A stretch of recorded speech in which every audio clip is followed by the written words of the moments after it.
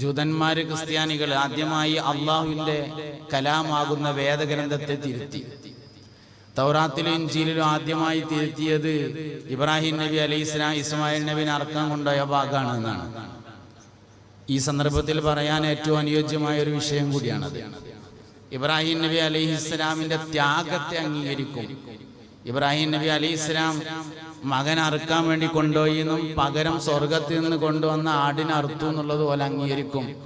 തൗറാത്തിലും ഇൻജീലിലും ഈ സംഭവമുണ്ട്, ഖുർആനിലുണ്ട്, സബൂറിലില്ല. അതിൻ്റെ ഒരു കാരണം എന്താ വെച്ചാൽ സബൂർ നമ്മൾ സാധാരണ എപ്പോഴും കേൾക്കുന്ന ഒരു കിതാബല്ല. സംഗതി അള്ളാഹു തആല 4 കിതാബ് ഇറക്കിയിട്ടുണ്ടെങ്കിലും തൗറാത്തും ഇൻജീലും ഖുർആനും എപ്പോഴും കേൾക്കും, സബൂർ കേൾക്കൂല.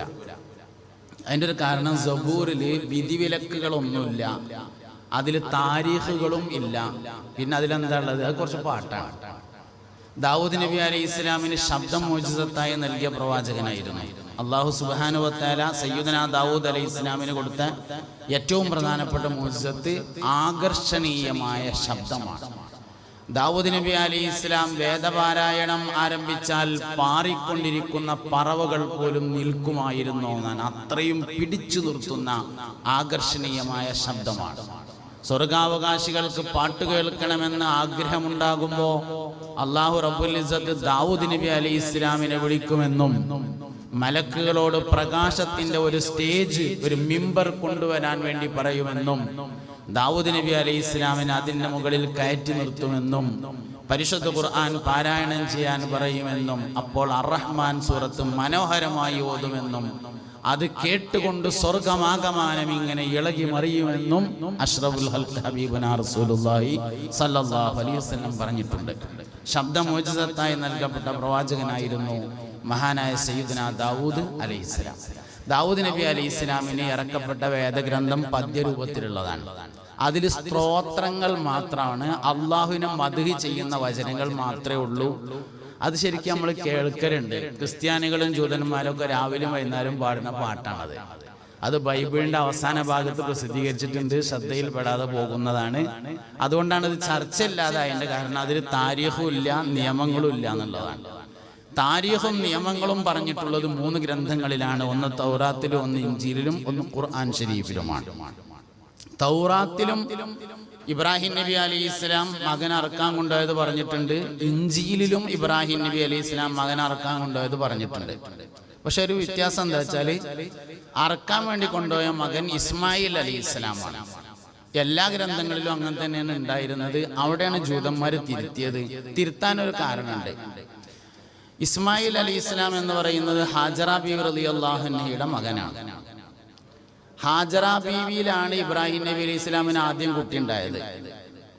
അത് 2ാം ഭാര്യയാണ്. ആദ്യത്തെ ഭാര്യ സാറാ ബീവിയിലാണ്. ആദ്യം കുട്ടി ഉണ്ടാകുന്നത് 2ാം ഭാര്യയിലാണ്. 2ാം ഭാര്യയിൽ ഇസ്മായിൽ എന്ന കുട്ടി ഉണ്ടായിട്ട് 13 വർഷങ്ങൾക്ക് ശേഷമാണ് സാറാ ബീവിയിൽ ഇസ്ഹാഖ് എന്ന കുട്ടി ഉണ്ടാകുന്നത്.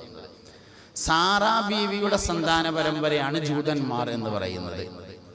സാറാ ബീവിയും ഹാജറ ബീവിയും തമ്മിൽ പ്രശ്നമൊന്നുമില്ല. സാറാ ബീവിയുടെ മകനായ ഇസ്ഹാഖ് നബിയും ഹാജറ ബീവിയുടെ മകനായ ഇസ്മായിൽ നബിയും തമ്മിൽ പ്രശ്നമൊന്നുമില്ല. പേരക്കുട്ടികൾ തമ്മിൽ നല്ല പ്രശ്നമുണ്ട്. അതാണ് സംഗതി. മദീനക്കാർ എന്ന് പറയുന്നത് ജൂതന്മാർ മുസ്ലിമായതാണ്. മക്കക്കാർ എന്ന് പറയുന്നത് മുശ്രിക്കുകൾ മുസ്ലിമായതാണ്. മക്കക്കാര് ഇസ്മായിലിന്റെ അഥവാ ഹാജറാബിയുടെ സന്താന പരമ്പരയും, മദീനക്കാർ എന്നത് സാറാബിയുടെ സന്താന പരമ്പര, അതായത് ഇസ്ഹാഖ് നബിയുടെ മക്കളുമാണ്. ജാഹിലിയ കാലഘട്ടത്തിൽ തന്നെ മദീനക്കാര് മക്കത്ത് വരൽ പതിവുണ്ട്. കഅബന്റെ അടുത്തൊക്കെ വരും, തവാഫൊക്കെ ചെയ്യും. സഫാ മർവന്റെ ഇടയ്ക്ക് പോകില്ല.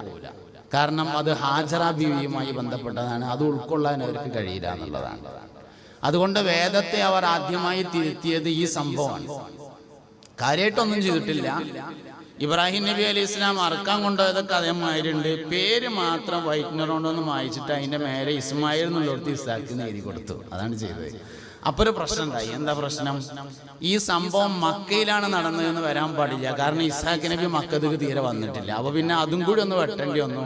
അതിനാൽ സ്ഥലത്തിന്റെ പേര് വെട്ടിയിട്ട് മക്ക എന്നുള്ളത് ഫലസ്തീൻ ആക്കി. അങ്ങനെയുള്ള തിരുത്താണ് ആദ്യമായി ചെയ്തത്. അവർ വേദങ്ങൾ തിരുത്തി രംഗത്ത് വന്ന ആളുകളാണ് ജൂതന്മാരും ക്രിസ്ത്യാനികളും.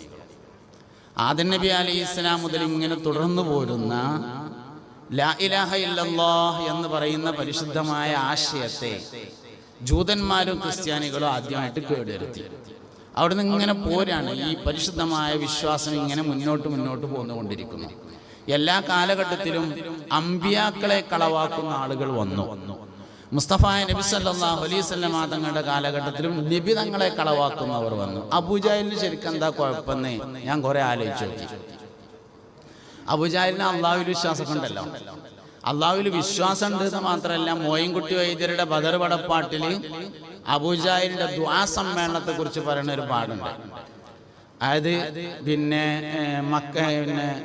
ബദർ യുദ്ധത്തിന് പോകാൻ വേണ്ടി ഒരുങ്ങിങ്ങനെ എല്ലാ ഒരുക്കങ്ങളുമായി 1000 പടയാളികൾ, അവർക്ക് ഏകദേശം 3 മാസം കഴിക്കാനുള്ള ഭക്ഷണ സാധനങ്ങൾ, 3 മാസം കുടിക്കാനുള്ള കള്ള്, അതുപോലെ പാട്ട് പാടാനുള്ള സ്ത്രീകൾ, ആനന്ദത്തിനുള്ള വസ്തുക്കൾ, ഖൈനാത്ത് മാസിഫ്, വാദ്യോപകരണങ്ങൾ എല്ലാം റെഡിയായിട്ട് നിൽക്കുന്ന സമയത്ത് നബിതങ്ങളുടെ അമ്മായി ആയിരുന്ന ആതിഖ ബീവി ഒരു സ്വപ്നം കാണുകയാണ്. മക്കത്തെ പ്രധാനികളെല്ലാവരും മരണപ്പെട്ടതാണ് സ്വപ്നം കണ്ട് ഇങ്ങനെ ഉണർന്നു നോക്കുമ്പോൾ ആതിഖ ബീവിന്റെ ഒരു പ്രത്യേകത, ആതിഖ ബീവിന്റെ മാതിരത്തെ ചില പെണ്ണുങ്ങളെ നമ്മളൊക്കെ നാട്ടിലുണ്ടാവും. സ്ത്രീകൾക്ക് നേതൃത്വം കൊടുക്കുന്ന സ്ത്രീയാണ് ആതിഖ ബീവി. അപ്പൊ നമ്മളൊക്കെ നാട്ടിൽ ആലോചിച്ച് നോക്കിയാൽ പെണ്ണുങ്ങൾ മരിച്ചാലും മയ്യത്ത് ഒളിപ്പിക്കുക, അങ്ങനെ അതേമാതിരി മയ്യത്ത് കൊണ്ടുപോയതിന് ശേഷം ബാക്കിയുള്ള പെണ്ണുങ്ങളെ കൂട്ടിയാണ്ട് ഒരു യാസീനോയി ദ്വാരക്കുക, അങ്ങനെയൊക്കെ ചെയ്യുന്ന ചില പെണ്ണുങ്ങൾ ഉണ്ടാവും. ആ തരത്തിലുള്ള ഒരു പെണ്ണാണ് നബി തങ്ങളുടെ അമ്മായി ആയിരുന്ന ആതിഖ ബീവി. ആതിഖ ബീവി കണ്ട സ്വപ്നം സാധാരണഗതിയിൽ അതേപോലെ പുലരാറുണ്ട്. സ്വപ്നം കണ്ട് കഴിഞ്ഞ് ഉണർന്നതിന് ശേഷം ഇങ്ങനെ ആലോചിച്ച് നോക്കുമ്പോൾ ആതിഖ ബീവിയുടെ സഹോദരൻ അബൂജഹലിന്റെ പട്ടാളത്തിലുണ്ട്, 1000 പടയാളികളിലുണ്ട്. സഹോദരൻ്റെ അടുത്ത് മെല്ലെ ചെന്നിട്ട് പറഞ്ഞു, കാക്ക ഞാനിങ്ങനെ ഒരു സ്വപ്നം കണ്ടിട്ടുണ്ട്, അതുകൊണ്ട് കാക്ക പോകണ്ട, എനിക്കറിയാലോ ഞാൻ കണ്ടാൽ കണ്ടമാതിരി ഉണ്ടാവുമെന്ന്, എല്ലാവർക്കും അറിയാം ആതിഖ കണ്ടമാതിരി ഉണ്ടാവുമെന്ന്. മൂപ്പരപ്പം തന്നെ പറഞ്ഞു എന്നാൽ ഞാൻ പോകണം ചെയ്യാറുണ്ട്. അങ്ങനെ 999 ഇങ്ങനെ പോകുമ്പോൾ മൂപ്പരിങ്ങനെ ആലോചിച്ചു, മൂപ്പര ബിസിനസ് പാർട്ട്ണറായ ആള് ഇതിന് യുദ്ധത്തിന് പോണേലുണ്ട്, 1000 പടയാളികളിലുണ്ട്. അയാളോട് മാത്രം ഒന്ന് വിവരം പറയാൻ തീരുമാനിച്ചിട്ട് ചെന്നിട്ട് പറഞ്ഞു, ആരോടും പറയരുത്, എൻ്റെ പെങ്ങളെ ആതിഖ ഇങ്ങനെ ഒരു കിനാവ് കണ്ടിട്ടുണ്ട്, ഓള് കണ്ടമാതിരി ഉണ്ടാവും, ഇജ്ജ് ഏതായാലും പോണ്ടാറുണ്ട്. മൂപ്പര് പറഞ്ഞു എന്നാൽ ഞാൻ പോണില്ലാറുണ്ട്. അങ്ങനെ ഒന്നുകൂടി ചുരുങ്ങി. അയാളിങ്ങനെ പെരേക്ക് പോകുമ്പോൾ ഇങ്ങനെ ആലോചിച്ച് നോക്കുമ്പോൾ മൂപ്പര വാപ്പ പോണേലുണ്ട്. അപ്പോൾ വാപ്പാടൊന്ന് ചെന്നുകാണ്ട് വിവരം പറഞ്ഞു. അങ്ങനെ പറഞ്ഞ് അവസാനം അബൂജഹലിനോടും ചെന്നിട്ട് ആരോ പറഞ്ഞു, ആരോടും പറയേണ്ട സംഗതി ഇങ്ങനെയൊക്കെയാണ്. അതിൽ മൂപ്പരങ്ങോട്ട് ബേജാറായിട്ടാണ് ദുആ സമ്മേളനം കിട്ടിയത്. അങ്ങനെ കഅബന്റെ അടുത്തേക്ക് പോകാനുള്ള 1000 പടയാളികളും കൊണ്ടുപോകാനുള്ള വസ്തുക്കളും എല്ലാം കൂടി കൂട്ടി വന്നിട്ട് കഅബന്റെ കില്ല പിടിച്ചിട്ടൊരു ദുആണ്, ഇറയോനെ ഹാദൽ ബൈത്തുടെ നായനെ ഹഖോട് ബാത്തിലെ രണ്ടിതിൽ ഇടയൈ പീരിത്തിയിടണം ഇന്ദദിനം തനിലെ നമതിരുഭാഗം നിക്കുവരിൽ ഒരു പേർകൾ ഹക്കുടയോർ അവർ ആരുനക്കറിയാം അവർകളെ ഇനതിൽ പീരിത്ത് ഖലാസിയത്താക്കിട് നീ പരനെ രണ്ടാലൊരു ദീനിനെ പോരിശയാക്കി നീ ദായിമിൽ കാത്തുകൊൾ ഫത്താഹേ താമസം ചെയ്തിടാതുത്തിരം നൽകിടു നീ. അബൂജഹലിന്റെ ദുആണ് ഞാൻ ഈ പറഞ്ഞത്. ഫത്താഹ എന്ന അസ്മാഉൽ ഹുസ്നയ്ക്കുള്ള ദുആണ് എന്നർത്ഥം. അപ്പൊ ശരിക്കും അബൂജഹലിന് എന്താ കുഴപ്പം? അബൂജഹലിന് അല്ലാഹുവിൽ വിശ്വാസമില്ലാത്തതല്ല പ്രശ്നം, മുഹമ്മദ് നബിയോട് സല്ലല്ലാഹു അലൈഹി വസല്ലമയോട് താല്പര്യമില്ലാത്തതാണ് പ്രശ്നം. അതുകൊണ്ട് അസ്ലുണ്ട്, അസ്ലിന്റെ അസ്ലുണ്ട്, അസ്ലിന് ഫറഉണ്ട്, ഫറഉണ്ട്, ഫറഇന്റെ അസ്ലുണ്ട്, ഫറഇന്റെ ഫറഉണ്ട്. ഇതെല്ലാം ചേർന്ന് വരുന്നതാണ് സിറാത്തുൽ മുസ്തഖീം എന്ന് പറയുന്ന സംഗതി. അതുകൊണ്ട് ഈ വിഷയങ്ങളിലൊക്കെ വളരെ വലിയ ജാഗ്രത പാലിക്കേണ്ടതുണ്ട്. എല്ലാ കാലഘട്ടത്തിലും അതാതു കാലഘട്ടത്തിലെ നബിമാർ കളവാക്കപ്പെട്ടു. മുഹമ്മദ് നബി സല്ലല്ലാഹു അലൈഹി വസല്ലമ അൽ അമീനാണെന്ന് വിശ്വസിച്ചുകൊണ്ട് മാത്രം ഒരാൾ മുസ്ലിം ആവില്ല. മുഹമ്മദ് നബി സല്ലല്ലാഹു അലൈഹി വസല്ലമ നീതിമാനാണെന്ന് വിശ്വസിച്ചുകൊണ്ട് മുസ്ലിം ആവില്ല. മുഹമ്മദ് നബി ലോകത്തെ ഏറ്റവും സൗന്ദര്യമുള്ള ആളാണെന്ന് വിശ്വസിച്ചുകൊണ്ട് മുസ്ലിം ആവില്ല. മുഹമ്മദ് നബി അള്ളാഹുവിന്റെ റസൂലാണെന്ന് തന്നെ വിശ്വസിക്കണം. അതിന്റെ താഴേക്കൊന്നും വിശ്വസിച്ചിട്ട് കാര്യമില്ല. ഈമാനിന് എപ്പോഴും കുഴപ്പം പറ്റുക ഫർഅ് കേടരലാണ്. അതായത് മുഹമ്മദ് നബിയിൽ താല്പര്യം കുറയലാണ് ആദ്യം സംഭവിക്കുക. കാമിലായ ഈമാന്റെ ഉദാഹരണം സയ്യിദുനാ അബൂബക്കർ സിദ്ദീഖ് റളിയല്ലാഹു അൻഹു ആണ്. സയ്യിദുനാ അബൂബക്കർ സിദ്ദീഖ് റളിയല്ലാഹു അൻഹുവിന്റെ പ്രത്യേകത മുഹമ്മദ് നബിയുടെ പ്രത്യേകതയെ മനസ്സിലാക്കി എന്നതാണ്. യുക്തിവാദം, നിരീശ്വരവാദം, ലിബറലിസം, സർവമത സത്യവാദം എല്ലാം പരിശോധിച്ച് നോക്കി മുഹമ്മദ് നബിയോടുള്ള താല്പര്യക്കുറവാണ് ഉണ്ടാകുക സല്ലല്ലാഹു അലൈഹി വസല്ലം. മുഹറം മാസമായാലും നമ്മളൊക്കെ നാട്ടിൽ മദ്രസയിലെ ഉസ്താദുമാർ കുട്ടികൾക്ക് നബിദിന പരിപാടികൾ പഠിപ്പിക്കും. പാട്ടും പ്രസംഗവും കഥാപ്രസംഗവും സംഭാഷണവും അങ്ങനെയുള്ള പരിപാടികളൊക്കെ പഠിപ്പിച്ചു തുടങ്ങും. അതേ മുഹറം ആകുമ്പോൾ തന്നെ മുഹമ്മദ് അദ്ദേഹം സാധാരണ മനുഷ്യൻ തന്നെയാകുന്നു എന്ന പ്രഭാഷണം ആരംഭിക്കും. മുഹറം മാസം അങ്ങനെ ആവുന്നതോടുകൂടി കുട്ടികൾക്ക് നബിദിന പരിപാടികളൊക്കെ ഇങ്ങനെ പഠിപ്പിച്ചു തുടങ്ങണം. അതേ സമയത്ത് തന്നെ മൗലിദ് ശിർക്ക് തന്നെയാകുന്നു എന്ന് ഇലക്ട്രിക് പോസ്റ്റുമ കാണുകയും ചെയ്യാം. മുഹമ്മദ് നബിയോടുള്ള താല്പര്യക്കുറവ് സല്ലല്ലാഹു അലൈഹി വസല്ലം, അതാണ് ഈമാന്റെ നുക്സാനിയത്ത് എന്ന് പറഞ്ഞാൽ. അതുകൊണ്ട് ഈ വിഷയത്തെ വളരെ ഗൗരവത്തിൽ നമ്മൾ ഉൾക്കൊള്ളുകയും മനസ്സിലാക്കുകയൊക്കെ ചെയ്യേണ്ടതുണ്ട്. കാര്യങ്ങളെ ആളുകൾക്ക് നല്ല നിലയിൽ യുക്തിഭദ്രമായി പഠിപ്പിക്കണം. പണ്ടൊക്കെ എന്ന് പറഞ്ഞാൽ കണ്ണുർട്ടിയ നേരായിരുന്നു. ഇനി കണ്ണുർട്ടിയിലൊന്നും കാര്യമില്ല, കൃത്യമായി പറഞ്ഞു കൊടുക്കേണ്ടി വരും. അസ്സലാമു അലൈക്കും എന്ന് സലാം പറയേണ്ടത് മുസ്ലിങ്ങളോടാണ്, വഅലൈക്കും അസ്സലാം എന്ന് മടക്കേണ്ടത് മുസ്ലിങ്ങളോടാണ്. എന്തുകൊണ്ട് എന്നത് യുക്തിഭദ്രമായി പറയാൻ കഴിഞ്ഞില്ലെങ്കിൽ തീർച്ചയായിട്ടും കാര്യം ഉണ്ടാവില്ല. എന്തുകൊണ്ട്? ഇസ്ലാമിലെ പ്രയോഗങ്ങളൊക്കെ സാങ്കേതിക പ്രയോഗങ്ങളാണ്, ഭാഷാർത്ഥത്തിലുള്ള പ്രയോഗമല്ല. സ്വലാത്ത് എന്ന് പറഞ്ഞാൽ എന്താ? നമ്മളിങ്ങനെ റെയിൽവേ സ്റ്റേഷനിലല്ല, പിന്നെ എയർപോർട്ടിലൊക്കെ ചെന്നാൽ പ്രയർ ഹാൾ എന്ന് എഴുതിയിട്ടുണ്ടാവും. ദ്വാരക്കണ സ്ഥലം പ്രയർ. സ്വലാത്ത് എന്നതിന്റെ ഇംഗ്ലീഷാണ് പ്രയർ. പ്രയർ എന്ന് പറഞ്ഞാൽ ദ്വാരക്കണല്ല. പ്രയർ ഹാൾ എന്ന് എഴുതിച്ചാൽ ദ്വാരക്കണ സ്ഥലം എന്നല്ല, നിക്കരിച്ച സ്ഥലം എന്നാ. നിക്കാരെന്ന് പറഞ്ഞാൽ എന്താ? നീയത്തോടുകൂടി തക്ബീറത്തുൽ ഇഹ്റാം കൊണ്ട് തുടങ്ങി സലാം കൊണ്ട് അവസാനിക്കുന്ന ചില പ്രത്യേക വാക്കുകൾക്കും പ്രവൃത്തികൾക്കുമാണ് നിസ്കാരം എന്ന് പറയുന്നത്. ഇങ്ങനെ ഓരോ സാധനങ്ങൾ എടുത്തു നോക്കാണ്. സക്കാത്ത് എന്ന് പറഞ്ഞാൽ എന്താ? റമദാൻ എന്ന് പറഞ്ഞാൽ എന്താ? സൗം എന്ന് പറഞ്ഞാൽ പിടിച്ചിരിക്കുകയാണ്. ബസ് കയറിങ്ങാണ്ട് കമ്പി മുടിച്ചാണ്ട് ഇങ്ങനെ നിന്നാ നോമ്പാവും ആവൂലല്ലോ. പ്രഭാതം മുതൽ പ്രദോഷം വരെ നീയത്തോടുകൂടി നോമ്പ് മുറിയുന്ന കാര്യങ്ങളെ തൊട്ട് പിടിച്ചു നിൽക്കുന്നതിന് സാങ്കേതികമായി പറയുന്ന ഒരു വാക്കാണ് സൗം എന്നത്. വഹാബികളും ജമാഅത്തുകാര് തബ്ലീഗുകാര് ഇവർക്കൊക്കെ പറ്റിയുള്ള പ്രശ്നം സാങ്കേതിക ഡിക്ഷണറി ഓപ്പറേറ്റ് ചെയ്തില്ല എന്നതാണ്. സുന്നത്ത് ജമാഅത്ത് പഠിപ്പിക്കണമെന്നും പഠിക്കണമെന്നും ആരെങ്കിലും ആഗ്രഹിക്കുന്നുണ്ടെങ്കിൽ ആദ്യമായി ചെയ്യേണ്ടത് സാങ്കേതിക ഡിക്ഷണറി ഓപ്പറേറ്റ് ചെയ്യണം. സാങ്കേതിക ഡിക്ഷണറി ഓപ്പറേറ്റ് ചെയ്യുക എന്ന് പറഞ്ഞാൽ ഒരു ചോദ്യം നമ്മൾ കേട്ട് കഴിഞ്ഞാൽ ആ ചോദ്യത്തിൽ എത്ര സാങ്കേതിക പദങ്ങളുണ്ടെന്ന് ആദ്യം പരിശോധിക്കണം. ഇപ്പോൾ ഉദാഹരണമായിട്ട് പറയാം, ഖുതുബ എന്ന് പറഞ്ഞാൽ പ്രസംഗമല്ലേ, പ്രസംഗം എന്ന് പറഞ്ഞാൽ തിരിയേണ്ടതല്ലേ, തിരിയണമെങ്കിൽ മലയാളത്തിലാവണ്ടേ എന്ന് ചോദിച്ചു വിചാരിക്കുക. ഇതിൽ എത്ര സാങ്കേതിക പദം ഉണ്ട് നോക്കണം. ഒന്ന്, ഖുതുബ എന്നതൊരു സാങ്കേതിക പദം. രണ്ട്, പ്രസംഗം എന്നതൊരു സാങ്കേതിക പദം. രണ്ട് സാങ്കേതിക പദങ്ങൾ അതിലുണ്ട്. ഇതാദ്യമായിട്ട് എന്താണെന്ന് മനസ്സിലാവണം. ഇതിൽപ്പെട്ടതാണ് ഇബാദത്ത് എന്ന് പറഞ്ഞാൽ എന്താണെന്ന് മനസ്സിലാവണം. ഇങ്ങനെ സാങ്കേതിക പദങ്ങൾ ഓപ്പറേറ്റ് ചെയ്തെങ്കിൽ മാത്രമാണ് നമുക്കൊരു വിഷയത്തിന് മറുപടി പറയാൻ കഴിയുള്ളൂ.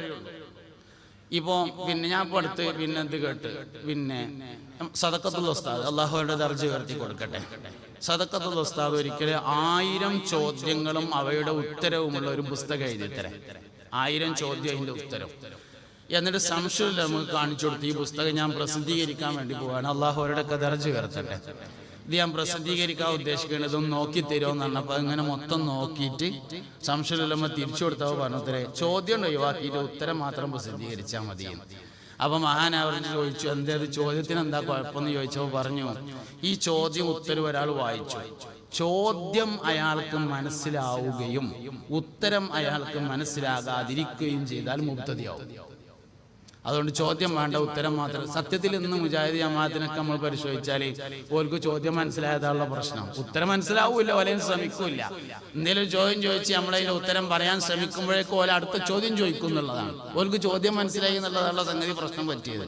ഉത്തരം മനസ്സിലായതില്ല, ഉത്തരം മനസ്സിലാക്കാൻ അവരോട് ശ്രമിക്കുന്നുമില്ല എന്നതാണ് അവർക്ക് പറ്റിയിട്ടുള്ള വലിയൊരു പ്രശ്നം. അതുകൊണ്ട് ഓരോരുത്തർ കുറെ ചോദ്യമാണ് ഉണ്ടാകുക. അപ്പൊ നമ്മൾ എന്ത് ചെയ്യേണ്ടി വരും? ആദ്യം തന്നെ ആ ചോദ്യം നമുക്ക് മനസ്സിലായിട്ടുണ്ടോ നോക്കണം.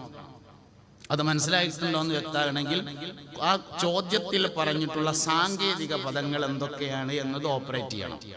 അങ്ങനെ സലാം പറയൽ അസ്സലാമു അലൈക്കും എന്ന് മുസ്ലിങ്ങളോട് മാത്രമേ പറയാൻ പാടുള്ളൂ. എന്തുകൊണ്ട് എന്ന് ചോദിച്ചാൽ അതിലെ അസ്സലാമു എന്ന സലാം എന്നാൽ എന്താണ് എന്നതിൻ്റെ അതെന്തിനുള്ള പ്രയോഗമാണ്, അതുകൊണ്ട് എന്താണ് ഉദ്ദേശം എന്നതാണ് ആദ്യം പരിശോധിക്കേണ്ടത്. അസ്സലാം എന്ന് പറഞ്ഞാൽ അത് വാക്കർത്ഥം രക്ഷ തന്നെയാണ്, അതിൽ കുഴപ്പമൊന്നുമില്ല. ഇസ്ലാമിലെ ഒരു പ്രയോഗം വാക്കർത്ഥത്തിലല്ലത്. സ്വലാത്ത്, സക്കാത്ത്, സൗമ് തുടങ്ങിയ എല്ലാ, ഖുർആൻ തുടങ്ങിയ എല്ലാ സാധനങ്ങളും നമ്മൾ പരിശോധിച്ചാലും ഒന്നും വാക്കർത്ഥത്തിലല്ല, എല്ലാം അതിനാണ് ഇസ്തിലാഹ് എന്ന് നമ്മൾ പറയുന്നത്. എല്ലാ വാക്കുകളും ഇസ്തിലാഹിയായ പ്രയോഗമാണ്. അങ്ങനെയാണെങ്കിൽ അസ്സലാം എന്നതിൻ്റെ ഇസ്തിലാഹ് എന്താണ്, എന്തിനാണ് ആ സംഗതി പ്രയോഗിക്കുന്നത് എന്നത് പരിശോധിക്കണം. അസ്സലാം എന്ന് പറഞ്ഞാൽ നിലവിലുള്ള ഈമാനിൽ നിത്യമാവുകയും അതേ ഈമാനിൽ മരണപ്പെടുകയും ദാറുസ്സലാമിൽ എത്തിച്ചേരുകയും ചെയ്യുന്നതിന്, ദാറുസ്സലാം എന്ന് പറയുന്നത് സ്വർഗം, ദാറുസ്സലാമിൽ എത്തിച്ചേരുകയും ചെയ്യുന്നതിനാണ് അസ്സലാം എന്ന് പറയുന്നത്. നിലവിലുള്ള ഈമാനിൽ വിശ്വാസത്തിൽ സ്ഥിരമാകട്ടെ എന്നത് നിലവിൽ ഈമാനുള്ളവർക്ക് മാത്രമേ ഫിറ്റാവുള്ളൂ എന്നതുകൊണ്ടാണ് മുസ്ലിമിനോട് മാത്രം പറയാൻ പറ്റുള്ളൂ എന്ന് പറഞ്ഞിട്ടുള്ളതിൻ്റെ കാരണം. ഈ സാങ്കേതിക ഡിക്ഷണറി ഓപ്പറേറ്റ് ചെയ്യാൻ നമ്മൾ പഠിക്കാതെ സുന്നത്ത് ജമാഅത്ത് പഠിപ്പിക്കാൻ കഴിയൂല. അതുകൊണ്ട് ഈ സാധനങ്ങൾ ചോദ്യത്തിൽ ഒരുപാട് സാങ്കേതിക പ്രയോഗങ്ങൾ ഉണ്ടായിരിക്കും. ഈ സാങ്കേതിക പ്രയോഗങ്ങൾ എന്താണ് എന്നതിനെക്കുറിച്ച് ഇത് നമ്മളിങ്ങനെ മനസ്സിലാക്കി കൊടുത്താൽ അത് ശരി തന്നെയാണെന്ന് ആരും പറയും. ഇതിങ്ങനെ മനസ്സിലാക്കി കൊടുത്താൽ അത് ശരി തന്നെയാണ്, ഇതിന്റെ അർത്ഥം എങ്ങനെയെന്ന് മനസ്സിലാക്കിയില്ല എന്നുള്ളതാണ്. നമ്മളും അതിന്റെ ഭാഷാർത്ഥം പറഞ്ഞങ്ങാണ്ട് പെട്ടതാണ്. എന്നാൽ ഈ വിഷയത്തിൽ വഹാബികളും അതുപോലെ മുജാഹിദുകൾ, ജമാഅത്തുകാരൊക്കെ അബദ്ധം സംഭവിച്ചു. നമ്മളെങ്കിലും ഓരോ വിഷയത്തിന്റെയും അവർ ഇബാദത്തിനെ പരിഭാഷപ്പെടുത്തി, അതല്ല പറ്റിയ ദുആഇനെ പരിഭാഷപ്പെടുത്തി, എല്ലാ സാധനവും അതേമാതിരി പരിഭാഷപ്പെടുത്തി. അതിന്റെ ഇസ്തിലാഹിനെ പറയുന്നതിന് പകരം ഭാഷാർത്ഥത്തെ പറഞ്ഞതാണ് പ്രശ്നം. ഇവിടെയും അതേ പ്രശ്നമാണുള്ളത്. അതുകൊണ്ട് വിഷയങ്ങളെ കൃത്യമായി മനസ്സിലാക്കുകയും മനസ്സിലാക്കി കൊടുക്കാൻ കഴിയുകയും ചെയ്യണം. ഇവിടൊക്കെ പ്രാധാന്യമർഹിക്കുന്ന ഒരു കാര്യമുണ്ട്. വിശ്വാസം ഉറക്കണമെങ്കിൽ വിശ്വാസത്തിന്റെ പിന്നിലെ താരീഖ് ഉറക്കണം, എന്നാലേ ഉറക്കുള്ളൂ. ഞാനീ പറയുന്നത് നിങ്ങളൊന്ന് മനസ്സിലാക്കിയിരുന്നെങ്കിൽ എന്ന് ആഗ്രഹിക്കുന്നുണ്ട്. നമ്മൾ പിന്നെ ഒരു വിഷയം, മനസ്സിലൊരു കാര്യം കൽബിൽ ഉറക്കണമെങ്കിൽ ആ വിഷയത്തിന്റെ പിന്നിലെ താരീഖ് ഉറക്കണം, എന്നാലേ ഉറക്കുള്ളൂ.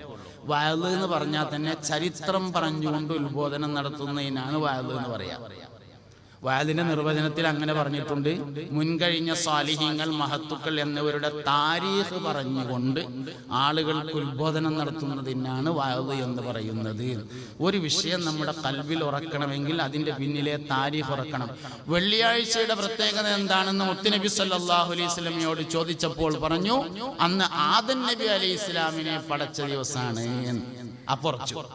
തിങ്കളാഴ്ചയുടെ പ്രത്യേകത എന്താണ് എന്ന് ചോദിച്ചാൽ പറഞ്ഞു, ഫീഹി ഉലിത്തു, അന്ന് ഞാൻ ജനിച്ച ദിവസമാകുന്നു. ഒരു സംഗതി ഉറക്കുക, അതിന്റെ പിന്നിലെ താരീഖ് ഉറക്കുമ്പോഴാണ്. ഉദ്ഹിയ്യ തന്നെ എടുത്തോളി ഉദാഹരണം. നമ്മളൊക്കെ നാടുകളിൽ പോത്തിനറക്കലുണ്ട്. പോത്തിനറക്കുക എന്ന് പറഞ്ഞാൽ പിന്നെ 4 കാര്യങ്ങളാണ് പോത്തിനറക്കാൻ വേണ്ടത്. ഒന്ന്, നല്ലൊരു പോത്തും കുട്ടി വേണം, പിന്നെ നല്ല മൂർച്ചുള്ളൊരു കത്തി വേണം, പിന്നെ അറക്കാൻ പറ്റുന്നൊരു മല്ലാക്ക വേണം, പിന്നെ പിടിച്ചു തരാൻ പറ്റിയ നല്ല മുടുക്കുള്ള 4 ആൾക്കാരും വേണം. 4നാണ് പോത്തിന് ഇറക്കാൻ വേണ്ടത്. ഇതേ 4 സാധനമാണ് ഉദയ്യത്തിന് ഇറക്കാനും വേണ്ടത്. നല്ല ഉദയ്യത്തിന് പറ്റുന്ന ഒരു മൃഗം വേണം, പിന്നെ നല്ല മൂർച്ചുള്ള ഒരു കത്തി വേണം, അറക്കാൻ പറ്റിയ ഒരാൾ വേണം, പിടിച്ചു തരാൻ പറ്റിയ ആൾക്കാരും വേണം. രണ്ടിനും ഒന്ന് തന്നെയാണ്. വെള്ളിയാഴ്ചത്തെ പോത്തിനറവും ഉദയ്യത്തിന്റെ അറവിനും വേണ്ട സാധനങ്ങൾ ഒന്നാണ്. രണ്ടും തമ്മിൽ വേർതിരിയുന്നത് എവിടെയാണ്? ഇബ്രാഹിം അലൈഹിസ്സലാം ഇസ്മായിൽ അലൈഹിസ്സലാമിനെ അറുക്കാൻ വേണ്ടി കൊണ്ടുപോയ താരീഖ് ഉറക്കുന്നിടത്താണ് രണ്ടും തമ്മിൽ വേർതിരിയുന്നത്. ഈ താരീഖുകൾ കൽബിൽ ഉറപ്പിക്കാൻ നമുക്ക് കഴിയാന്നുള്ളതാണ്. സത്യത്തിൽ താരീഖ് നമുക്ക് മാത്രമേ ഉള്ളൂ, വേറെ ആർക്കും ഉണ്ടാവില്ലല്ലോ. നമ്മൾ സമസ്ത കേരള ജമിയത്തുൽ ഉലമ പറയുമ്പോൾ എന്ത് പറയും? വരക്കൽ മുല്ലക്കോയ തങ്ങൾ വാപ്പാൻ്റെ അവിടെ നിന്ന് പറയും. ജമാഅത്തുകാർ പുതിയ തീരുമാനം, അവരുടെ സ്ഥാപന ചരിത്രം ഇനി പറയരുത് എന്നാണ്. നിങ്ങൾ കേട്ടിട്ടുണ്ടാവുമല്ലോ. ഇനി പറയരുത് എന്നാണ്. കാരണം അത് പ്രശ്നമാണ് എന്നുള്ളതാണ്. വഹാബികൾ റഷീദ് റിളയുടെയോ മുഹമ്മദ് അബ്ദയുടെയോ ഒന്നും താരീഖ് പറയില്ല. കാരണം അത് പറഞ്ഞാൽ പ്രശ്നമാവും എന്നുള്ളതാണ്. നമുക്ക് അങ്ങനെയല്ല. നമുക്ക് നമ്മളെ ആൾക്കാരെ താരീഖ് പറയാൻ കഴിയും എന്നുള്ളത് തന്നെയാണ് നമ്മളൊരു പ്രത്യേകത. സുന്നത്തി ജമാഅത്തിന്റെ ആളുകളൊക്കെ പരിശോധിച്ച് നോക്കിയാൽ നമുക്ക് നമ്മുടെ എല്ലാ മുൻകഴിഞ്ഞ ആളുകളുടെയും കണ്ണിത്തുസ്താനൊക്കെ പറയുകയാണെങ്കിൽ നമുക്ക് എത്രങ്ങാനും പറയാണ്ട്. ശംസുൽ ഉലമാ റഹിമഹുല്ലയെ പറയുമ്പോൾ നമുക്ക് എത്രങ്ങാനും പറയാണ്ട്. അത് പറയാനായിട്ട് നമ്മൾ ഒരു ദിവസം പരിപാടി തന്നെ നടത്തും. ശംസുൽ ഉലമയുടെ മനാഖിബ് പറയാനായിട്ട് ശംസുൽ ഉലമാ അനുസ്മരണം എന്ന് പറഞ്ഞിട്ട് ഒരു ദിവസത്തെ പരിപാടി നടത്തിയിട്ട് കുറെ ആൾക്കാർ വന്ന് എല്ലാവരും പറഞ്ഞാലും തീരായിട്ട് അവസാനം നമ്മൾ സോവനീറാക്കിയിട്ട് ഇറക്കുകയും ചെയ്യും. മറ്റവർക്ക് ഇല്ല എന്നുള്ളത് തന്നെയാണ്. അപ്പൊ നമ്മൾ മറ്റുള്ളവരിൽ നിന്ന് വേർതിരിയുന്നത് ഈ താരീഖിലാണ് എന്ന് മനസ്സിലാക്കണം. അങ്ങനെ ആ താരീഖിനെ നമുക്ക് അടുത്ത തലമുറയിലേക്ക് പകർന്നു കൊടുക്കാൻ വേണ്ടി സാധ്യമാവുകയും വേണം. ശരിയായ റൂട്ടിനെതിരെ സംസാരിച്ചുകൊണ്ടിരിക്കുന്ന ജൂതന്മാര്, ക്രിസ്ത്യാനികള്, യുക്തിവാദികൾ, നിരീശ്വരവാദികൾ, ലിബറലിസ്റ്റുകൾ എല്ലാവരും ഒരു അസ്ലിൽ ഒരുമിക്കുന്നത് കാണും. മുഹമ്മദ് നബിയോടുള്ള താല്പര്യക്കുറവ് സല്ലല്ലാഹു അലൈഹി വസല്ലം. എല്ലാവരും ഹക്കിനെതിരെ സംസാരിക്കുന്ന എല്ലാവരും ഒരു അസ്ലിൽ ഒരുമിക്കും. അത് മുഹമ്മദ് നബി സല്ലല്ലാഹു അലൈഹി വസല്ലമയോടുള്ള താല്പര്യക്കുറവിലാണ്. ഉമർ ഉസ്താദിന്റെ പ്രസംഗത്തിൽ പറഞ്ഞു, ഈമാൻ കൂടുകയും ഈമാൻ ചുരുങ്ങുകയും ഈമാൻ പുതിയതാവുകയും ഈമാൻ പഴയതാവുകയും ഒക്കെ ചെയ്യും. അൽ കഹ്ഫിൽ പറഞ്ഞിട്ടുണ്ടല്ലോ, അൽ കഹ്ഫുകാരെ വിട്ട് പറഞ്ഞുകൊടുത്ത് വസിദ്നാഹും ഹുദ, അവർക്ക് ഞാൻ ഹുദയെ വർദ്ധിപ്പിച്ചു. കൂടുന്ന ഏത് സാധനവും ചുരുങ്ങും. നമ്മളൊക്കെ നാട്ടിൽ ആരെങ്കിലും മരിച്ചാൽ വെള്ളിയാഴ്ച ജുമേന്റെ ശേഷം ഇമാമ് ദിക്ർ ചൊല്ലണേന്റെ മുന്നേ പറയും, ജദ്ദിദു ഈമാനക്കും വനവ്വിറു ഖുലൂബക്കും. ജദീദാകുന്ന ഏത് സാധനവും ഖദീമാവും. അപ്പോൾ ഈമാൻ പഴയതാകും, ഈമാൻ പുതിയതാകും, ഈമാൻ കൂടും, ഈമാൻ കുറയും. എപ്പോഴാ പുതിയതാകുക, എപ്പോഴാ പഴയതാകുക, എപ്പോഴാ കൂടുക, എപ്പോഴാ കുറയുക? മുഹമ്മദ് നബിയോടുള്ള സല്ലല്ലാഹു അലൈഹി വസല്ലമയോടുള്ള താല്പര്യത്തിനനുസരിച്ചാണ് ഈമാൻ പുതിയതാകുന്നതും ഈമാൻ വർദ്ധിക്കുന്നതും ഈമാൻ കൂടി വരുന്നതും അല്ല. അതുകൊണ്ട് നമ്മുടെ ഉമ്മത്തിന് മുസ്തഫ നബി സല്ലല്ലാഹു അലൈഹി വസല്ലമയോടുള്ള താല്പര്യത്തെ പകർന്നു കൊടുക്കാൻ നമുക്ക് സാധ്യമാവണം. അവിടെയാണ് യഥാർത്ഥത്തിൽ ഈമാൻ സ്ഥിരപ്പെടുന്നത് എന്ന് മനസ്സിലാക്കുക. എല്ലാവരും വ്യത്യസ്തമായി വരുന്നത് അവിടെയാണ്. കുറച്ച് മൂന്നാൾക്കാർ ഒരു ദിവസം ഇങ്ങനെ നല്ല തുണിക്കുപ്പായൊക്കെ എടുത്തിട്ട്, കുറച്ച് നീളമുള്ള തുണിക്കുപ്പായൊക്കെ ഇട്ടിട്ട് തൊപ്പിയൊക്കെ ഇട്ടിട്ട് പെരേക്ക് വന്നു. ഒരു ദൂരസ്കാരം കഴിഞ്ഞിട്ട് അപ്പോൾ വന്നിട്ട് അസ്സലാമു അലൈക്കും എന്ന് പറഞ്ഞു. വലൈക്കും അസ്സലാം എന്ന് പറഞ്ഞു. ഞങ്ങളൊരു നസീഹത്ത് ചെയ്യാൻ വേണ്ടി വന്നതാണ് പറഞ്ഞു. മനസ്സിലായിട്ടുണ്ടാവും. കുറച്ച് നീളമുള്ള കുപ്പായൊക്കെ ഇട്ടിട്ട് അങ്ങനെ വന്നുകൊണ്ട് അപ്പം എന്നാൽ ആയിക്കോട്ടെ പറഞ്ഞു. ഞാൻ അങ്ങനെ നസീഹത്ത് കേൾക്കാതിരിക്കുമ്പോൾ അങ്ങനെ നല്ലവർക്ക് ഇരുന്നൊടുത്ത് അപ്പോൾ ഇതിലെന്തോ ഒരു പന്തികേടുണ്ട് എന്ന് തോന്നിയപ്പോൾ പറഞ്ഞു, അല്ല ഞങ്ങൾ നിങ്ങളുടെ അടുത്ത് നിന്ന് ഒരു നസീഹത്ത് ഇങ്ങോട്ട് കേൾക്കാൻ വേണ്ടി വന്നതാണ്. എന്നാൽ പിന്നെ അങ്ങനെ ആയിക്കോട്ടെ പറഞ്ഞു. പിന്നെ ഏതായാലും കിട്ടിയ ചാൻസ് അല്ലേ എന്ന നിലയിൽ ഞാൻ പറഞ്ഞു, മുത്തുനബിനെ നല്ലോണം സ്നേഹിക്കണം എന്ന് പറഞ്ഞു. അപ്പോൾ പറഞ്ഞു, അത് വേണ്ട തന്നെ, നല്ല നസീഹത്തായി, എന്നാൽ പിന്നെ പോകുക എന്ന് പറഞ്ഞാണ്ട് പോകാൻ വേണ്ടി നീച്ചപ്പോൾ ഞാൻ വീണ്ടും പറഞ്ഞു, മുത്തുനബിനെ സല്ലല്ലാഹു അലൈഹി വസല്ലമയെ നല്ലോണം സ്നേഹിക്കണം എന്ന് വീണ്ടും പറഞ്ഞു. അത് വേണ്ട തന്നെയാണ് പറഞ്ഞു. അപ്പോൾ ഞാനൊരു ചോദ്യം ചോദിച്ചു, അല്ല നിങ്ങൾക്ക് നബിമാര് തെറ്റ് ചെയ്യുമെന്ന അഭിപ്രായം ഉണ്ടോ എന്ന് ചോദിച്ചു. അപ്പൊ അതിലൊരാൾ പറഞ്ഞു, അത് ചെയ്യും, ഓരോ മനുഷ്യന്മാരനല്ലേ, ഓര് ചെയ്യുമല്ലോ പറഞ്ഞു. ഞമ്മളെ നബിയോ എന്ന് ചോദിച്ചു. ഞമ്മളെ നബിയും ചെയ്യും എന്ന് പറഞ്ഞു. നിങ്ങൾ ഒന്ന് പറഞ്ഞാണ് പറഞ്ഞപ്പോൾ അതിലൊരാൾ ഒന്ന് എന്ന് പറഞ്ഞപ്പോൾ ഞാൻ പറഞ്ഞു, നിൽക്കട്ടെ, നിങ്ങൾക്ക് ഒന്ന് എണ്ണാൻ കിട്ടിയില്ല, എനിക്കതും കിട്ടൂല.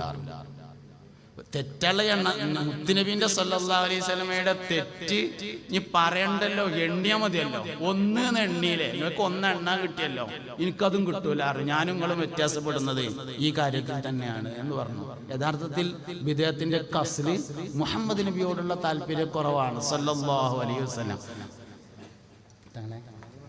അഹ്ലുസുന്നത്തി വൽ ജമാഅ വ്യത്യാസപ്പെടുന്നതും അവിടെയാണ് എന്ന് നമ്മൾ മനസ്സിലാക്കണം. എന്നാൽ ഈ വ്യത്യാസങ്ങളൊന്നും നമ്മൾ ഇതേമാതിരി പറഞ്ഞു കൊടുത്തിട്ട് കാര്യമില്ല. നമ്മളൊരു ജമാഅത്തേരനെ കണ്ടു, പിന്നെ പള്ളിയൊക്കെ നിൽക്കാൻ വേണ്ടി വന്നൊരു ജമാഅത്തേരം. അപ്പൊ നമ്മൾ അനക്ക് നബിനോട് താല്പര്യമില്ലാത്തതാണുള്ള കുഴപ്പമെന്ന് പറഞ്ഞാൽ ഓൻ സമ്മതിക്കൊന്നുമില്ല. കുഴപ്പം എന്താന്ന് വൈദ്യനാണ് അറിയേണ്ടത്, അല്ലാതെ രോഗിക്കല്ല. ഡോക്ടർക്ക് അറിയണം എന്താ അവൻ്റെ കുഴപ്പം. മുഹമ്മദ് നബി സല്ലല്ലാഹു അലൈഹി വസല്ലമ ഖൽബിക്കണ്ട് കയറിയാൽ സുന്നിയല്ലാതെ ആകാൻ കഴിയൂല എന്നുള്ളതാണ്. അതുകൊണ്ട് അത് ഖൽബിലേക്ക് കയറ്റി കൊടുക്കാൻ നമുക്ക് സാധ്യമായിരിക്കണം. വരും കാലഘട്ടങ്ങളിൽ ഉണ്ടായേക്കാവുന്ന എല്ലാ സംശയങ്ങളും നബി തങ്ങളിലേക്കാണ് മടങ്ങുക സല്ലല്ലാഹു അലൈഹി വസല്ലം. ഇങ്ങനെ പറഞ്ഞാലാണ് അത് വേഗം മനസ്സിലാവുക.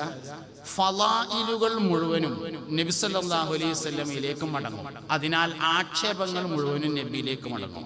എല്ലാ ഫളായിലും നബിയുമായി ബന്ധപ്പെട്ടതാണ്. വെള്ളിയാഴ്ചക്ക് പ്രത്യേകത ഉണ്ട്, എന്തേ? മുഹമ്മദ് നബിക്ക് പ്രത്യേകത ഉണ്ട് സല്ലല്ലാഹു അലൈഹി വസല്ലം. തിങ്കളാഴ്ചക്ക് പ്രത്യേകത ഉണ്ട്, എന്തേ? മുഹമ്മദ് നബിക്ക് പ്രത്യേകത ഉണ്ട്. റമളാൻ മാസത്തിന് പ്രത്യേകത ഉണ്ട്. റമളാൻ മാസം നൂഹ് നബിക്കുണ്ടല്ലോ.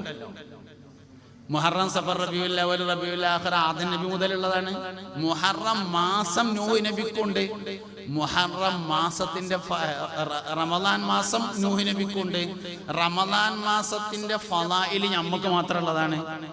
റമളാൻ മാസത്തിന്റെ പ്രത്യേകത ആ മാസത്തിൽ ഖുർആൻ ഇറങ്ങി എന്നുള്ളതല്ലേ.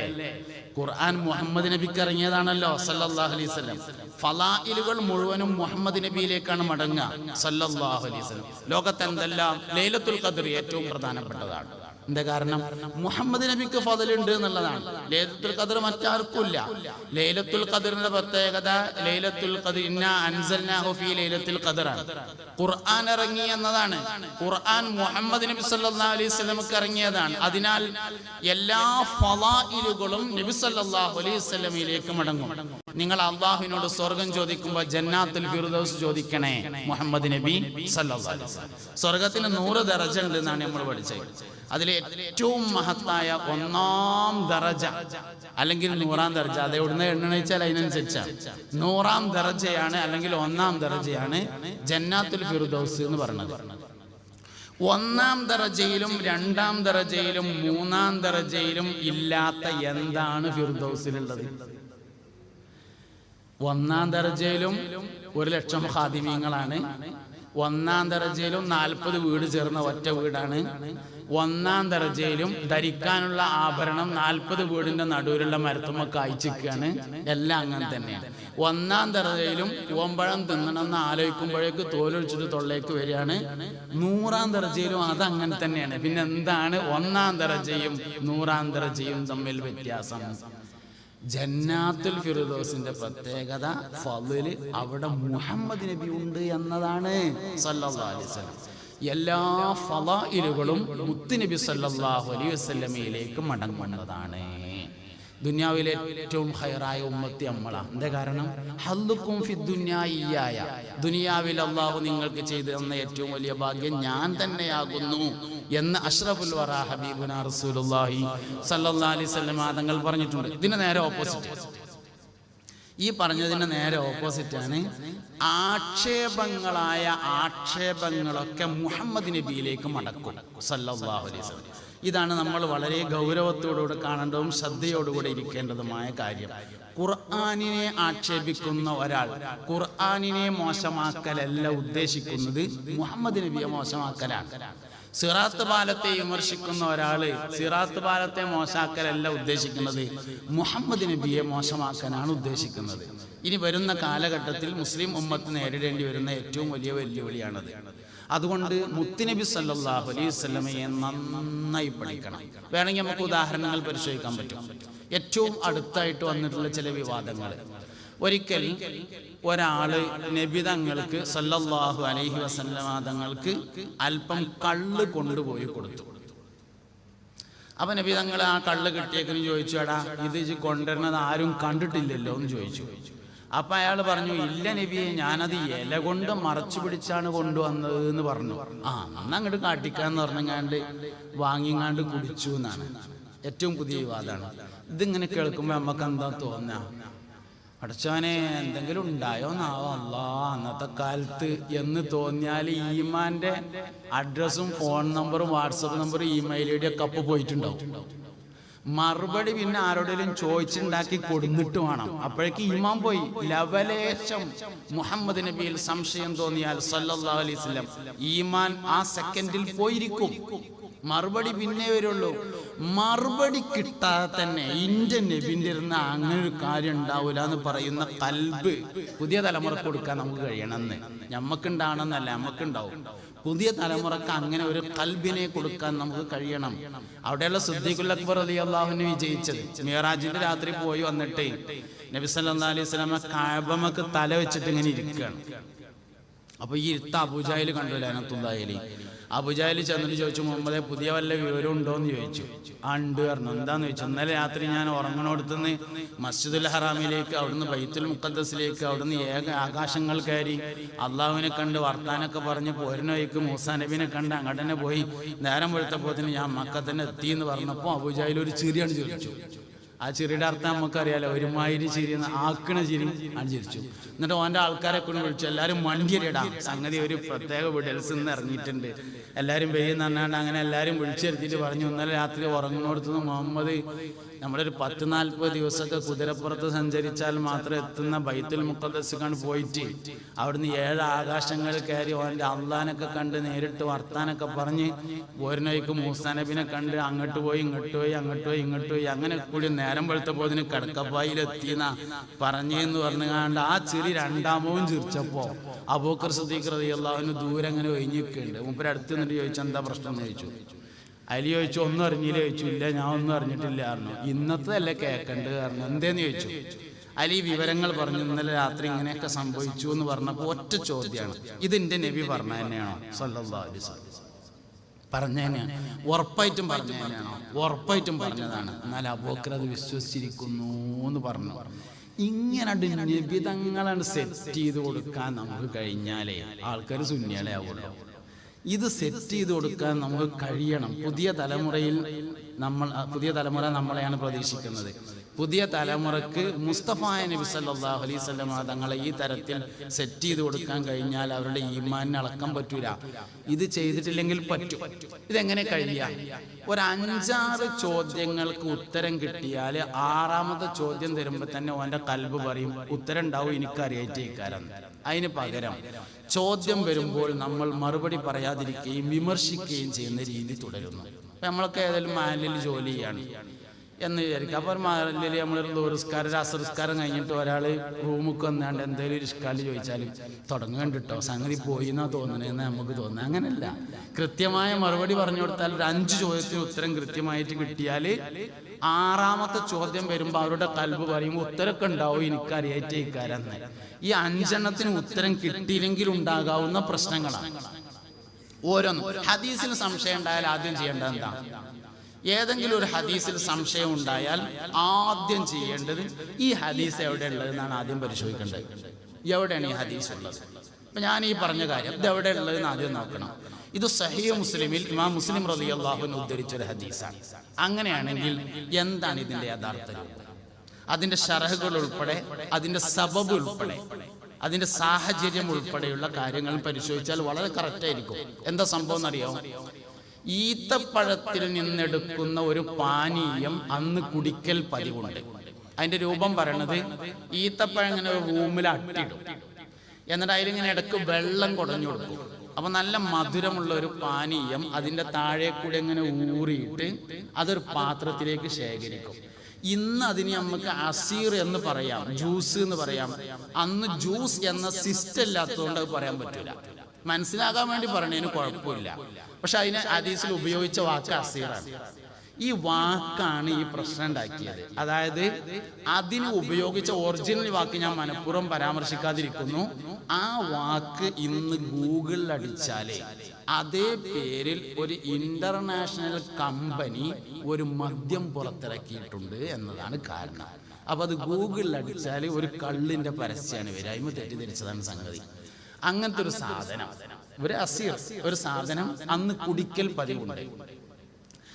ആ സാധനം ഒരാൾ നബി തങ്ങൾക്ക് കൊണ്ടുവന്നു കൊടുത്തു. ഈത്തപ്പഴത്തിൽ നിന്ന് ശേഖരിച്ച ഒരു പാനീയം. അതേ സാധനം കള്ളാക്കി മാറ്റിയും ഉപയോഗിക്കൽ പതിവുണ്ട്. ഇതിനെ കള്ളാക്കി എങ്ങനെ വെച്ചാൽ വെയിലത്ത് വെച്ച് ചൂടാവുമ്പോൾ അതിൽ നരിയും പതിയൊക്കെ വന്നിട്ട് പുളിക്കും. അങ്ങനെ പുളിച്ച് കേട് വന്നത് കള്ളായി മാറും. ഈ സാധനം കിട്ടിയപ്പോൾ മുത്തുനബി സല്ലല്ലാഹു അലൈഹി വസല്ലം അയാളോട് ചോദിച്ചു, സഹോദരാ, ഇത് വെയിൽ കൊണ്ടിട്ടില്ലല്ലോ എന്നാണ് ചോദിച്ചത്.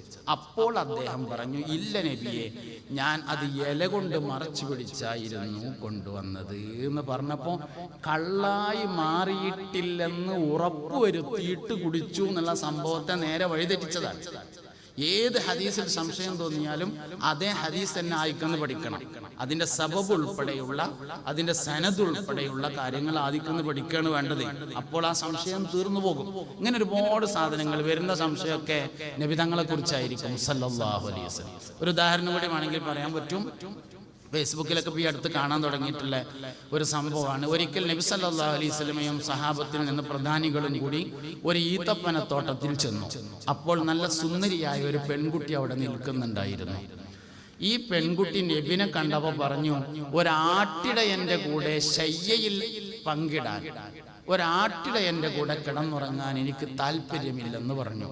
അപ്പോൾ നബി തങ്ങൾ കൂടെയുണ്ടായിരുന്ന അനുചരന്മാരോട് അവൾക്ക് ഒരു കൂട്ട് വസ്ത്രം വാങ്ങിക്കൊടുത്ത് വേഗത്തിൽ തിരിച്ചയക്കണമെന്ന് നിർദ്ദേശിക്കുകയും അങ്ങനെ ഒരു കൂട്ട് ഡ്രസ്സ് വാങ്ങിക്കൊടുത്തുകൊണ്ട് വേഗം തിരിച്ചയക്കുകയും ചെയ്തു എന്നാണ് ഒരു വിമർശനം. ഇതേമാതിരി നേരത്തെ പറഞ്ഞ അതേമാതിരിയാണ്. ഇത് കേൾക്കുമ്പോൾ നമ്മൾക്ക് എങ്ങാനും പഠിച്ചോനെ അന്നത്തെ കാലത്ത് അങ്ങനെയിട്ട് ഉണ്ടായോന്നാവോന്ന് തോന്നിയ സംഗതി പ്രശ്നമായി. അതിന് പകരം നമ്മൾ എന്ത് ചെയ്യണം? ഇങ്ങനൊരു സംഭവം അവിടെയാണ് പറഞ്ഞിട്ടുള്ളത്. ഈ സംഭവം മുഹമ്മദ് ബിൻ ഇസ്മായിൽ ബുഖാരി റളിയല്ലാഹു അൻഹു തന്റെ സഹീഹിൽ പറഞ്ഞിട്ടുള്ളൊരു സംഭവമാണ്. അതെന്താ സംഗതി വെച്ചാൽ, നബി സല്ലല്ലാഹു അലൈഹി വസല്ലം മദീനയിൽ വന്നു. മദീനയിൽ വന്ന സമയത്ത് മദീനക്കാരനായ ഒരു അൻസാരി തൻ്റെ മകളെ നബി തങ്ങൾക്ക് കെട്ടിച്ചു കൊടുക്കണമെന്ന് തീരുമാനിച്ചു. അങ്ങനെ മോളെടുത്ത് ചെന്നപ്പോൾ മോള് സമ്മതിക്കണമല്ലോ. അതിനെന്ത് പറഞ്ഞു? മദീനയിൽ പുതിയൊരു രാജാവ് വന്നിട്ടുണ്ട്, രാജാവിനൊരു കല്യാണാലോചന നടക്കുന്നുണ്ട്, അന്നെ ഞാൻ രാജാവിനെ കൊണ്ട് കെട്ടിക്കട്ടെ എന്ന് ചോദിച്ചു. അപ്പൊ മോള് പറഞ്ഞു, ആയിക്കോട്ടെ, രാജാവിനെ കൊണ്ടല്ലേ എന്ന്. അങ്ങനെ പോയിട്ട് മൂപ്പര് നബിനോട് പറഞ്ഞു, എൻ്റെ മോളങ്ങക്ക് ഞാൻ കെട്ടിച്ചെന്ന് പറഞ്ഞു. നബി സല്ലല്ലാഹു അലൈഹി വസല്ലം ഞാൻ സ്വീകരിച്ചു എന്നും പറഞ്ഞു. ഇതിന്റെ ചടങ്ങ് നടക്കുകയാണ് ഒരു ഈത്തപ്പനത്തോട്ടത്തിൽ. അതായത് ഈത്തപ്പനത്തോട്ടം എന്ന് പറഞ്ഞാൽ അന്നത്തെ ഓഡിറ്റോറിയമാണ്. അന്ന് കല്യാണം നടക്കുന്ന സ്ഥലമാണ് എവിടെ? ഈത്തപ്പനത്തോട്ടത്തിലാണ് അന്നത്തെ എല്ലാ കല്യാണവും നടക്കുക. അപ്പൊ അന്നത്തെ ഓഡിറ്റോറിയമാണ് ഈത്തപ്പനത്തോട്ടം. അവിടെ അങ്ങനെ കല്യാണം നടക്കുകയാണ്. നബിന്റെ കൂടെ സഹാബത്തുണ്ട് റളിയല്ലാഹു അൻഹു, പെണ്ണിന്റെ കൂടെ പെണ്ണിന്റെ വാപ്പയും അമ്മയും കുടുംബക്കാരൊക്കെ ഉണ്ട്. അങ്ങനെ രണ്ടു കൂട്ടരും വന്നിട്ടുള്ള കല്യാണമാണ്. ഈ കല്യാണം നടക്കുന്ന സദസ്സിൽ വെച്ച് ആദ്യമായിട്ട് ഈ പെണ്ണ് നബി തങ്ങളെ കാണുകയാണ് സല്ലല്ലാഹു അലൈഹി വസല്ലം. അപ്പോൾ വാപ്പ പറഞ്ഞിരുന്നത് രാജാവിനെ കൊണ്ട് കെട്ടിക്കാന്നാണല്ലോ. ഇത് രാജാവൊന്നല്ലല്ലോ, ഒരാടിനെ നോക്കുന്ന ആളാണല്ലോ എന്ന് പെണ്ണിന് തോന്നി. ഈ വിവരം അറിഞ്ഞ നബി സല്ലല്ലാഹു അലൈഹി വസല്ലം ഇരിക്കാനുള്ള വസ്ത്രം വാങ്ങിക്കൊടുത്തിട്ട് തിരിച്ചയച്ചു എന്നതാണ് താരീഖ്. അപ്പൊ എന്താ സംഭവിച്ചാല്, ഇങ്ങനെ നബി സല്ലല്ലാഹു അലൈഹി വസല്ലമയെ തെറ്റിദ്ധരിപ്പിക്കലാണ് ഇനിയുള്ള കാലത്ത് നമ്മൾ ഭീഷണിയോടുകൂടെ കാണേണ്ട പ്രധാനപ്പെട്ട ഒരു കാര്യം എന്ന് പറയുന്നത്. അപ്പൊ ഇത്തരം കാര്യങ്ങളിലൊക്കെ ശ്രദ്ധിച്ചാൽ നിരീശ്വരവാദം, യുക്തിവാദം, ലിബറലിസം തുടങ്ങിയ എല്ലാ കാര്യങ്ങളെയും പ്രതിരോധിക്കാൻ നമുക്ക് സാധ്യമാവും. അഹ്ലുസുന്നത്തി വൽ ജമാഅത്തിൽ ആളുകളെ അടിയുറപ്പിച്ച് നിർത്താൻ സാധിക്കും.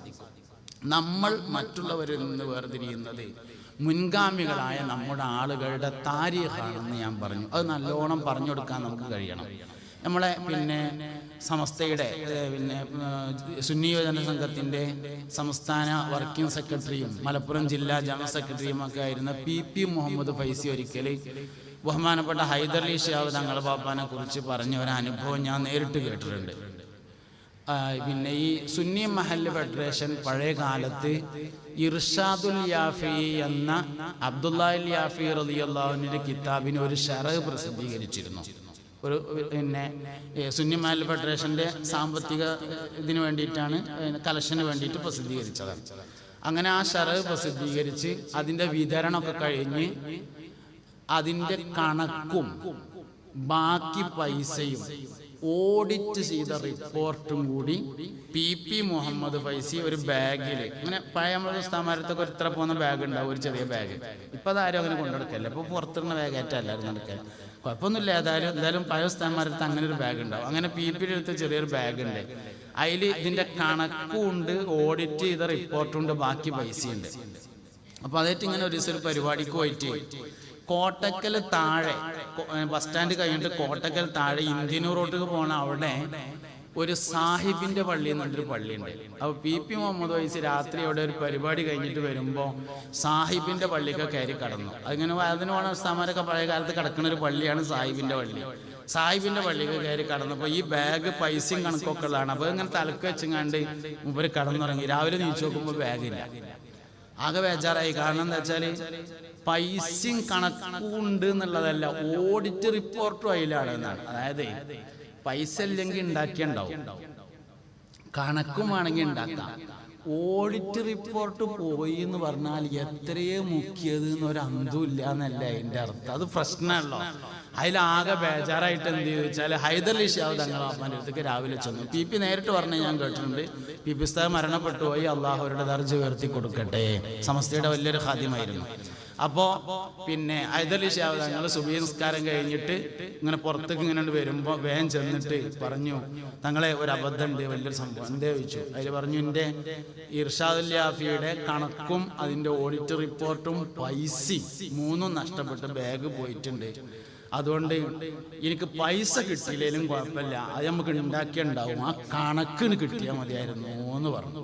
അത് സാറല്ല BP എന്ന് പറഞ്ഞിട്ട് അൽ ഫാത്തിഹ എന്ന് പറഞ്ഞുകൊണ്ട് ദ്വാരന്നുകാണ്ട് പൊയ്ക്കോളി കിട്ടിക്കോളും എന്ന് പറഞ്ഞു. അങ്ങനെ അവിടുന്ന് ഇങ്ങനെ മടങ്ങി വരുമ്പോൾ മലപ്പുറം വല്യങ്ങാടിയിലെത്തിയപ്പോൾ ഹസൻ ഷെരീഫ് ഒരിക്കൽ വരുന്നത് കണ്ടു.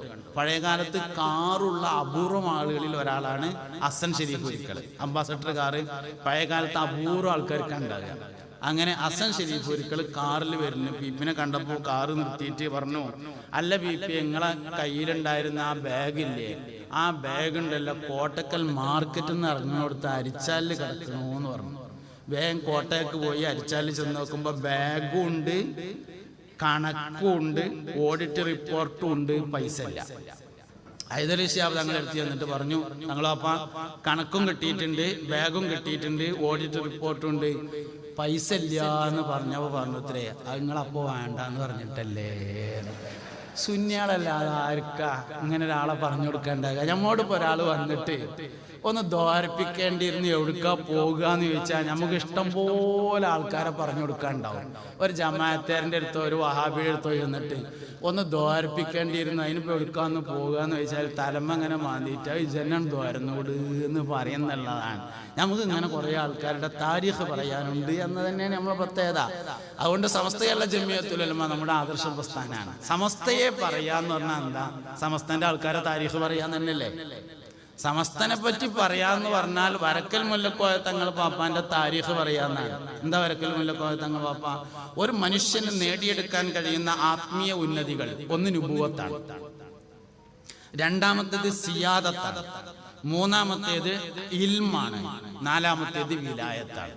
അതിൽ നുബുവത്ത് എന്ന് പറയുന്നത് ഒരാൾക്ക് അധ്വാനിച്ചാൽ കിട്ടുന്നതല്ല, അള്ളാഹുവിന്റെ ഇസ്തിഫാ ആണ്. ബാക്കിയുള്ള സിയാദത്ത്, വിലായത്ത്, ഇൽമ് മൂന്നിനെയും ഒരുമിച്ച് കൂട്ടിയ ആളായിരുന്നു വരക്കൽ മുല്ലക്കോയ തങ്ങൾ പാപ്പ എന്ന് പറഞ്ഞ ആള്. ആലിമാണ്, സയ്യിദാണ്, വലിയാണ്.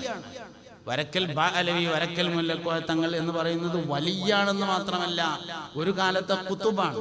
പാങ്ങിൽ അഹമ്മദ് കുട്ടി മുസ്ലിയാർ ഖാദിരിയ ത്വരീഖത്തിന്റെ അമൽ സ്വീകരിച്ചിട്ടുള്ളത് വരക്കൽ മുല്ലക്കോയ തങ്ങളടുത്ത് തന്നെയാണ്.